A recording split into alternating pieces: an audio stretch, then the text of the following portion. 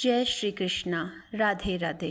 भक्ति बिंदुक चैनल में आप सबका स्वागत है। श्रीमद् भगवत गीता के प्रथम अध्याय का हिंदी अनुवाद मैं आपके समक्ष प्रस्तुत कर रही हूँ। ओम श्री परमात्मा नमः। पहला अध्याय। धृतराष्ट्र बोले, हे संजय, धर्मभूमि कुरुक्षेत्र में इकट्ठे हुए युद्ध की इच्छा वाले मेरे और पांडु के पुत्रों ने क्या किया। इस पर संजय बोले, उस समय राजा दुर्योधन ने व्यूह रचना युक्त पांडवों की सेना को देखकर और द्रोणाचार्य के पास जाकर ये वचन कहा, हे आचार्य, आपके बुद्धिमान शिष्य द्रुपद पुत्र धृष्टद्युम्न द्वारा व्यूहाकार खड़ी हुई पांडु पुत्रों की इस भारी सेना को देखिए, और इस सेना में बड़े बड़े धनुषों वाले युद्ध में भीम और अर्जुन के समान बहुत से शूरवीर हैं, जैसे सात्यकी और विराट तथा महारथी राजा द्रुपद और धृष्टकेतु, चेकितान, बलवान काशीराज, पुरुजित, कुंती भोज और मनुष्यों में श्रेष्ठ शैव्य और पराक्रमी युद्धामन्यु तथा बलवान उत्तमोज, सुभद्रा पुत्र अभिमन्यु और द्रौपदी के पांचों पुत्र, ये सभी महारथी हैं। हे ब्राह्मण श्रेष्ठ, हमारे पक्ष में भी जो प्रधान हैं उनको आप समझ लीजिए। आपके जानने के लिए मेरी सेना में जो सेनापति हैं उनको कहता हूँ।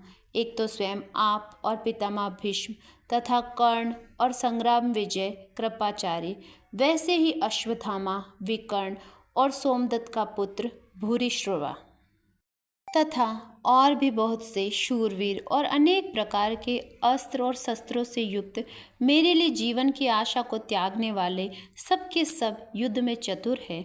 भीष्म पितामह द्वारा रक्षित हमारी वह सेना सब प्रकार से अजेय है। भीम द्वारा रक्षित इन लोगों की ये सेना जीतने में सुगम है।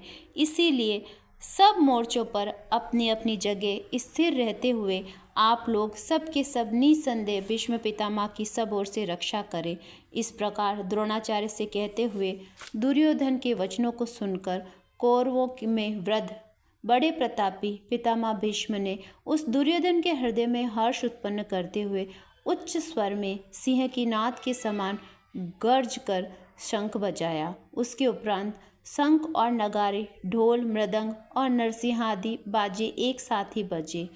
उनका वह शब्द बड़ा भयंकर था। उसके अनंतर सफ़ेद घोड़ों से युक्त उत्तम रथ में बैठे हुए श्री कृष्ण महाराज अर्जुन ने भी अलौकिक शंख बजाए। उसमें श्री कृष्ण महाराज ने पांचजन्य नामक शंख, अर्जुन ने देवदत्त नामक शंख बजाया, भयानक कर्म वाले भीमसेन ने प्रौंड नामक शंख बजाया, कुंती पुत्र महाराज युधिष्ठिर ने अनंत विजय नामक शंख और नकुल और सहदेव ने सुघोष और मणिपुष्पक नाम वाले शंख बजाए।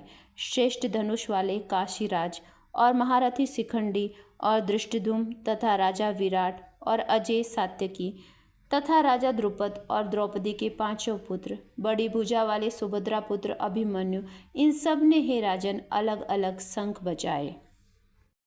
और उस भयानक शब्द ने आकाश और पृथ्वी को भी शब्दायमान करते हुए धृतराष्ट्र पुत्रों के हृदय विदीर्ण कर दिए। हे राजन, उसके उपरांत कपिध्वज अर्जुन ने खड़े हुए धृतराष्ट्र पुत्रों को देखकर उस शस्त्र चलने वाली तैयारी के समय धनुष उठाकर ऋषिकेश श्री कृष्ण महाराज से यह वचन कहा, हे अच्युत्य, मेरे रथ को दोनों सेनाओं के बीच में खड़ा करिए, जब तक मैं इन स्थित हुए युद्ध की कामना वालों को अच्छी तरह देख लूं।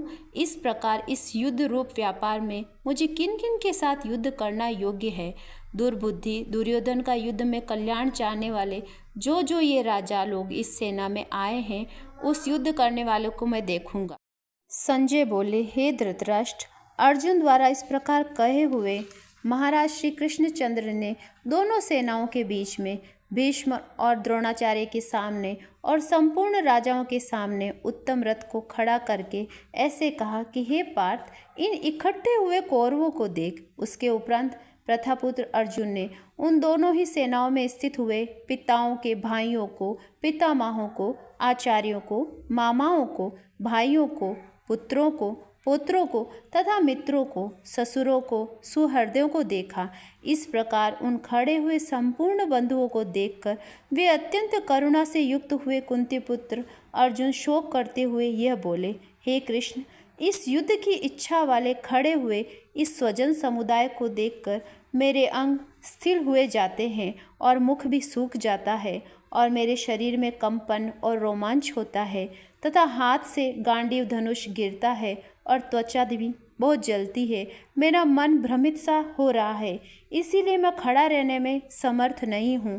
केशव, लक्षणों को भी विपरीत ही देखता हूँ। युद्ध में अपने कुल को मारकर कल्याण भी नहीं देखता हूँ। हे कृष्ण, मैं विजय नहीं चाहता और राज्य और सुखों को भी नहीं चाहता। हे गोविंद, हमें राज्य से क्या प्रयोजन तथा भोगों से और जीवन से भी क्या प्रयोजन, क्योंकि हमें जिनके लिए राज्य, भोग और सुख आदि इच्छित हैं, वे ही ये सब धन और जीवन की आशा को त्याग कर युद्ध में खड़े हैं, जो कि गुरुजन, ताऊ, चाचे, लड़के और वैसे ही दादा, मामा, ससुर, पोते, साले और भी संबंधी लोग हैं। इसीलिए हे मधुसूदन, मुझे मारने पर भी अथवा 3 लोक में राज्य के लिए भी मैं इन सब को मारना नहीं चाहता। फिर पृथ्वी के लिए तो कहना ही क्या। हे जनार्दन, धृतराष्ट्र के पुत्रों को मार कर भी हमें क्या प्रसन्नता होगी। इन आताताइयों को मार कर तो हमें पाप ही लगेगा। इससे हे माधव, अपने बांधव धृतराष्ट्र के पुत्रों को मारने के लिए हम योग्य नहीं हैं, क्योंकि अपने कुटुंब को मारकर हम कैसे सुखी होंगे।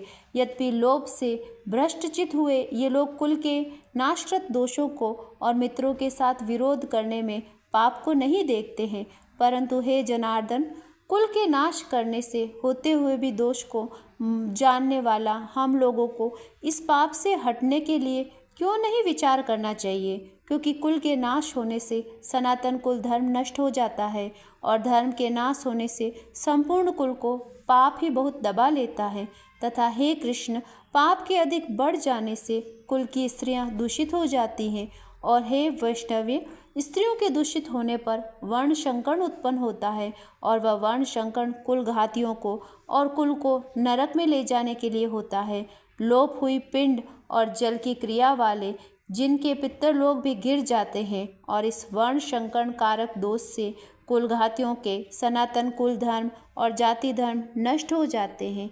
हे जनार्दन, नष्ट हुए कुल धर्म वाले मनुष्यों का अंत काल तक नरक में वास होता है, ऐसा हमने सुना है। ओह, शोक है कि हम लोग बुद्धिमान होकर भी महान पाप करने को तैयार हुए हैं, जो कि राज्य और सुख के लोभ से अपने कुल को मारने के लिए उद्यत हुए हैं।